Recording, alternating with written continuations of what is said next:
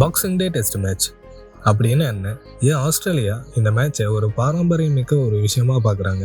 வாங்க பார்க்கலாம். ஒவ்வொரு வருஷமும் ஆஸ்திரேலியாவில் டிசம்பர் 26ஆம் தேதி நடத்தக்கூடிய டெஸ்ட் மேட்ச் தான் பாக்ஸிங் டே டெஸ்ட். இதுக்கு பின்னாடி அவங்களுடைய ஒரு கலாச்சாரமும் கலந்துருக்கு.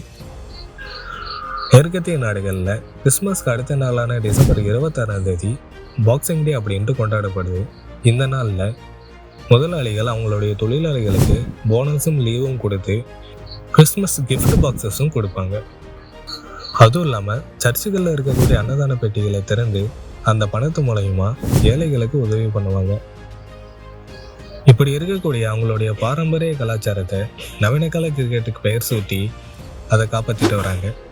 ஆஸ்திரேலியா மட்டும் இல்லாமல் New Zealand, South Africa, the Great Britain போன்ற நாடுகளும் இந்த பாக்ஸிங் டே டெஸ்ட் கிரிக்கெட்டை நடத்திட்டு வராங்க. இந்த மாதிரி நம்மளுடைய இந்திய கலாச்சாரத்தை ஒரு நவீன கால கிரிக்கெட்டுக்குள்ளே கொண்டு வரணும்னா அது எந்த ஃபெஸ்டிவலை கொண்டு வரலாம்? கமெண்ட் செக்ஷனில் சொல்லுங்கள்.